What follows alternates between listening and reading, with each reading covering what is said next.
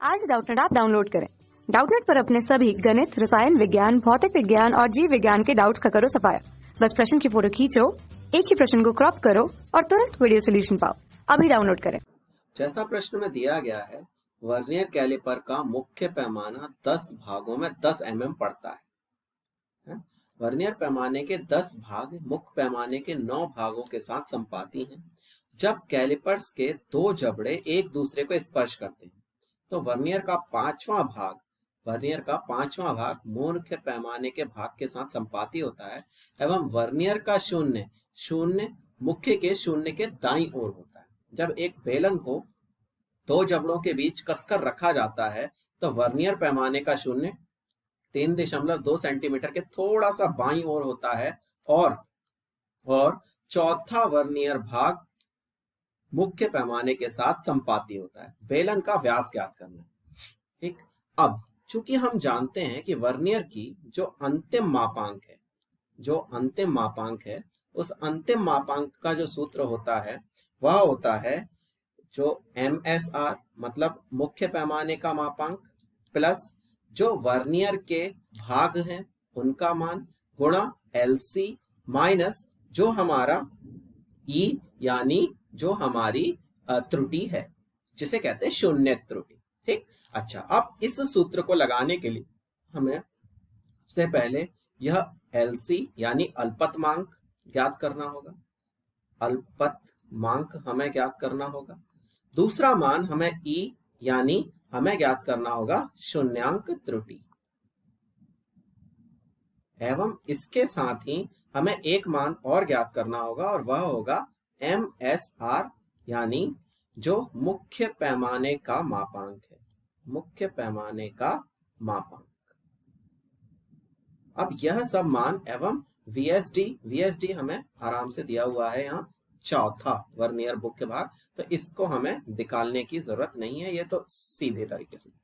सबसे पहले MSR की बात करते हैं। तो MSR के लिए हमें यहाँ पर एक डाटा दिया है जिसके हिसाब से 10 भागों में 10 mm पड़ता है। तो जब 10 भागों में 10 mm पड़ता है तो एक भाग होगा वो कितना पड़ेगा, तो 10 mm बटा 10 पड़ेगा, अर्थात इसका मान हुआ 1 mm। अर्थात MSR का जो मान है उसको पढ़ने के लिए जो हमें डिविजन्स की जरूरत पड़ेगी वो 1 mm होगा। और यहाँ दिया है 3.2 सेंटीमीटर के बाईं ओर, तो MSR का मान हुआ 3.2 सेंटीमीटर के बाईं ओर। ठीक, तो इससे हम बात करेंगे। इसका एक भाग जो है वो 1 mm पढ़ लेता है, ये हमें ज्ञात हो गया। अच्छा, दूसरी बात एक चीज और हमें ज्ञात है कि जो VSD उसका मान क्या है। अब हमें LC से रिलेटेड बात करनी है, यानी अल्पतमांक हमें ज्ञात करना है। अल्पतमांक के लिए हमें यहाँ डाटा दिया है, इसके हिसाब से हमें अल्पतमांक ज्ञात करना पड़ेगा। इसके हिसाब से अल्पतमांक के लिए यह डाटा दिया है, वर्नियर पैमाने के 10 भाग मुख्य पैमाने के 9 भागों के साथ संपाती होते हैं।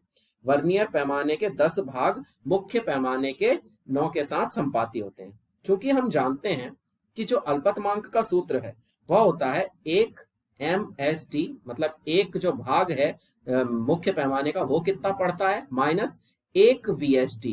ये दोनों का जो अंतर होता है वह हमें अल्पतमांक का मान दे देता है। परंतु इस प्रश्न में दिया है कि 10 VSD बराबर 9 MSD, मतलब 10 वर्नियर पैमाने के जो भाग हैं वो 9 मुख्य पैमाने के भाग के बराबर हैं। अर्थात 1 VSD का मान हमें ज्ञात करना होगा। 1 VSD बराबर 9/10 MSD एवं यह MSD का मान यानी MS जो हमारा मुख्य पैमाना है उसका जो एक भाग है वो हमारा 1 mm के बराबर है। तो यह सूत्र लगाने पर LC बराबर 1 MSD माइनस 9/10 MSD। इसमें हम मान रखेंगे तो हमें ज्ञात होगा LC का मान 1 माइनस 9/10 MSD और MSD का मान है 1 mm। तो 1 माइनस 9/10 मतलब 1/10 गुणा 1 mm। तो 1 mm से जब हम इसे गुणा करेंगे तो हमें मान मिलेगा 0.1 mm यानी 0.01 सेंटीमीटर। यह इसका अल्पतमांक आ गया, मतलब यह वर्नियर न्यूनतम इस मान को पढ़ सकता है। अब बात करते हैं शून्य त्रुटि के लिए। तो जो शून्य त्रुटि है उसके लिए भी हमें कुछ डाटा दिया है। उसके लिए हमें जो डाटा दिया है उस डाटा के अनुसार यह कह रहा है कि जब कैलिपर के दो जबड़े एक दूसरे को स्पर्श करते हैं, मतलब जब उनके बीच में कुछ नहीं रखा होता, तो पांचवा भाग शून्य के दाईं ओर होता है। तो उस स्थिति में जो हमारा शून्य त्रुटि हुई उसका मान क्या होता है, जितने भाग आपको दिए हैं, जो आपको भाग दिए हैं VHD के, उनको अगर आप शून्य LC या फिर अल्पतमांक के साथ जब गुणा करेंगे तो आपको E का मान मिलेगा। और चूंकि यह दाईं ओर जा रहा है, तो दाईं ओर का अर्थ क्या है कि जो त्रुटि है वो आपकी धनात्मक त्रुटि, जो त्रुटि है आपकी वो आपकी धनात्मक त्रुटि है।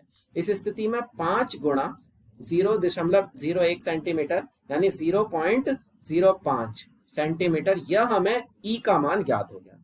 चूंकि हमें सभी मान ज्ञात हो गए, अब हम वैल्यू निकाल लेते हैं। तो जो हमारा अंतिम मापांक होगा इसका मान MSR, चूंकि उसमें दिया था 3.2 के बाईं ओर, अर्थात हमें लेना पड़ेगा 3.1 प्लस VSD का मान 4 हमें दे रखे हैं डिविजन्स, गुणा LC का मान 0.01 गुणा माइनस E का मान हमें 0.05 दे रखा है। 3.1 प्लस 0.04 माइनस 0.05, इसको करने पर हमें ज्ञात होता है 3.14 माइनस 0.05, माइनस करेंगे तो 3.09 सेंटीमीटर। यही हमारा अभीष्ट उत्तर हो गया, जो हमारा अंतिम मापांक होगा, बेलन का व्यास होगा। इसके ऑप्शन चेक करते हैं। इसके ऑप्शन के अनुसार यह 3.09 सेंटीमीटर, यही हमारा उत्तर।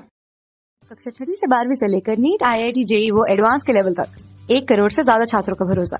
आज ही डाउनलोड करें डाउटनेट ऐप या व्हाट्सएप करें अपने सारे डाउट्स 8400 400 400 पर।